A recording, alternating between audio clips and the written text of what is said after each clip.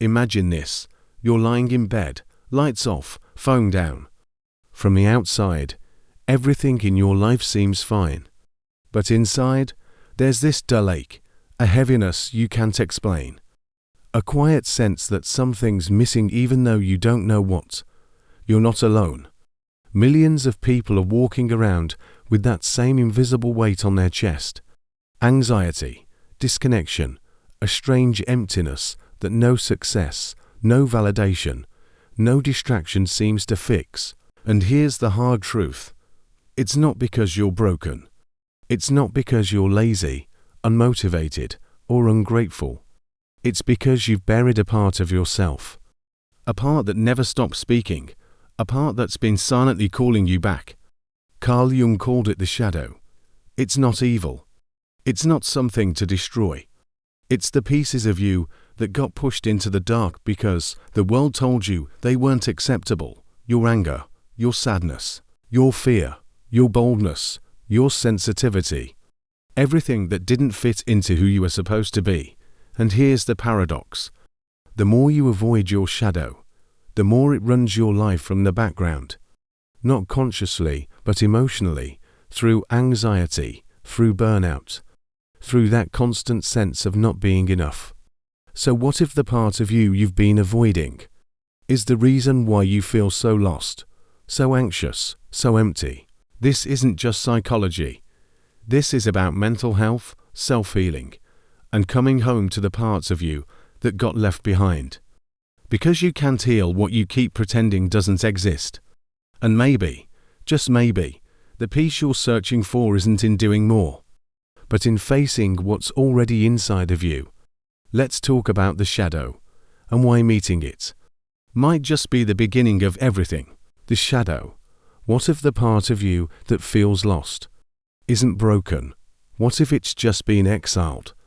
Carl Jung, one of the founding fathers of modern psychology, introduced a concept that changed everything: the shadow. The shadow isn't some evil, monstrous part of you. It's not your bad side. It's simply the parts of you that you've pushed away because the world told you they were unacceptable. Your anger, your sadness, your jealousy, your vulnerability, even your desires and dreams, if they didn't fit the mold, they got buried.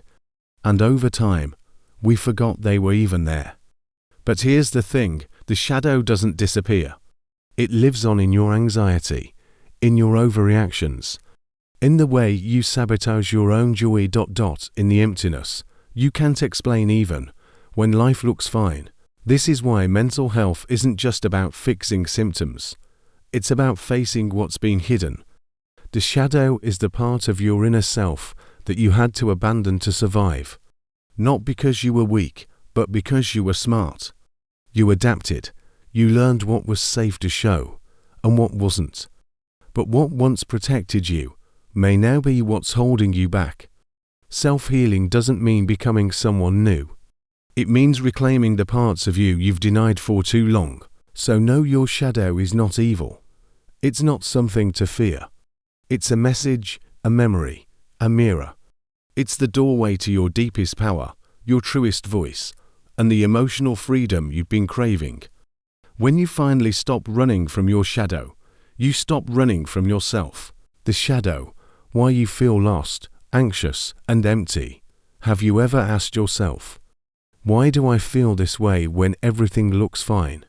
You've got the job, the degree, the apartment, maybe even the relationship, but inside, there's this quiet emptiness, a low-grade anxiety that never really leaves. A feeling like you're not fully here, like something's missing. That something might be your shadow. Carl Jung described the shadow as the part of ourselves we reject, suppress, or deny because we were once taught those parts weren't acceptable. As children, we quickly learned what parts of us were loved and what parts were shamed.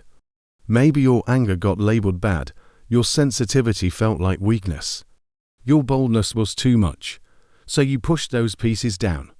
You created a version of yourself the world could accept. You became the nice one, the achiever, the responsible one. And in the process, you lost touch with your wholeness. When you reject a part of yourself, you lose connection to your wholeness. The truth is, your shadow never goes away. It doesn't disappear just because you ignore it. It simply moves underground, into your unconscious, and starts running the show from behind the scenes. It shows up in anxiety to explain, in patterns that keep repeating, in relationships that feel like déjà vu, and most of all, in that hollow feeling, like something inside you is missing. That's because it is. Your shadow holds the very parts of you need to feel alive again. It holds your voice, your rage, your truth, your creativity, and yes, your pain, but also your power. Shadow work isn't about becoming someone else. It's about remembering the parts of yourself you left behind in order to be accepted. But it's also the path to something most of us are desperately seeking: self-connection, emotional freedom, inner peace. So if you've been feeling lost, anxious, or empty, it doesn't mean you're broken. It means it's time to meet the shadow you've been running from. Because healing doesn't start with perfection. It starts with honesty, with facing what you buried. And slowly, coming home to all of you. Signs you're being controlled by your shadow without even realizing it. Have you ever reacted in a way that surprised even you? Maybe it was a sudden burst of anger, a deep insecurity triggered by something small, or a sense of guilt or shame that showed up out of nowhere. These reactions aren't random. They're echoes of the parts of you you've been trying to ignore. This is the shadow at work. The shadow is not evil. It's not broken. It's simply the part of you that had to be hidden so you could survive, fit in, or feel loved. But just because something is buried doesn't mean it's gone. What you repress eventually expresses. Here are 5 subtle signs your shadow is running your life. 1. Emotional overreactions that don't make sense. You feel hurt by harmless comments, you lash out, then feel ashamed. What's really happening? Your reaction belongs to something older, something deeper that was never healed. 2. Harsh judgment of others. You criticize people who are loud, soft, sensitive, or confident, not because they're wrong, but because they're expressing something you've been taught to hide. That judgment, it's not about them, it's a mirror. 3. Constant people-pleasing. You say yes when you mean no. You smile when you want to cry. You twist yourself to be liked while losing connection with your own truth. This isn't just behavior. It's a survival strategy built in childhood, now running unconsciously. 4. Self-sabotage right before something good happens. You pull back when love feels too real. You procrastinate when purpose shows up. It's not laziness, it's fear. Fear that says, if I'm fully seen, I'll be rejected. 5. A deep, lingering emptiness. Even when things look fine, you feel hollow, like something inside you is missing, or not fully alive. That emptiness isn't a flaw, it's a message. It's asking, are you being real, or are you just being safe? You don't need to fight your shadow, you need to meet it. Because everything you feel, your anxiety, your confusion, your numbness is trying to guide you back to the parts of yourself you've forgotten. And when you begin to welcome those parts with compassion instead of fear, that's when real self-healing begins, not by becoming someone new, but by finally remembering who you were, before the world taught you to hide. How to begin healing by safely facing your shadow. Healing doesn't begin with fixing yourself, it begins with seeing yourself fully. If you've been feeling lost, anxious, or empty, chances are there's a part of you you've been avoiding, a part you've silenced, judged, or tried to outgrow. That part, it's what Carl Jung called the shadow. And here's the truth, you can't truly heal without facing it. But let's be clear, facing your shadow doesn't mean diving headfirst into darkness. Healing doesn't begin with force. It begins with safety, with compassion, with space. So, how do you begin shadow work in a way that's gentle, grounded, and real? First, understand this. Your shadow is not the enemy. It's not evil. It's not broken. It's just the part of you that adapted to survive.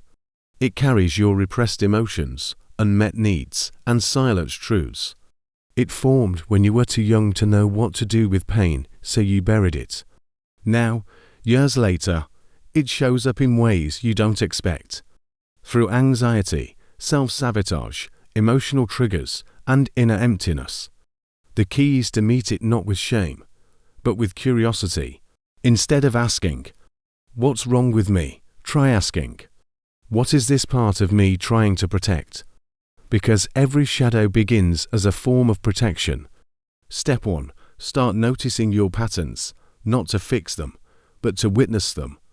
Pay attention to your emotional reactions. What makes you defensive, jealous, overwhelmed? That's not weakness. That's a doorway. Step 2. Create space for reflection, journaling, breath work, therapy, time in silence. Not to escape the world but to hear your inner world more clearly. And step 3. Go slow. This isn't about digging everything up at once. Healing is not a race. It's a relationship with the parts of yourself you once abandoned. Your shadow isn't here to destroy you. It's here to be seen, to be understood, and, eventually, to be reintegrated, so that you no longer live fragmented, but whole. Remember, you don't heal by becoming someone new. You heal by remembering who you were before the world told you who you had to be. So take a breath. You don't need to force your way into healing. You just need to begin seeing yourself fully, gently, honestly. That's where healing begins. The shadow, why you feel lost, anxious, and empty. So if you've been feeling lost, anxious, or emotionally numb, you're not alone, and more importantly, you're not broken. You're just disconnected from the part of you that's been waiting to be seen. Not the part you show to the world, not the part you've perfected for approval, but the part you've hidden, the part you were told to silence. The one that still feels deeply, that still longs for a freedom, truth, and wholeness. Carl Jung called it the shadow, not because it's evil, but because it lives in the dark. And in this world, we've been taught to fear the dark, to hide it, escape it, medicate it. But the truth is, your shadow isn't your enemy. It's your unfinished conversation with yourself. It holds the pain you never processed, and the power you've yet to reclaim. And when you begin to face it, not to fix it, but to understand it, that's when healing begins. So here's your invitation. Stop running, stop numbing. Stop judging your sadness, your anger, your fear as signs of failure. They're not. They're messengers, and they've been waiting for you to listen. Because the moment you bring light to what's hidden, you stop feeling like something is wrong with you, and start remembering that you were always whole. Thanks for looking.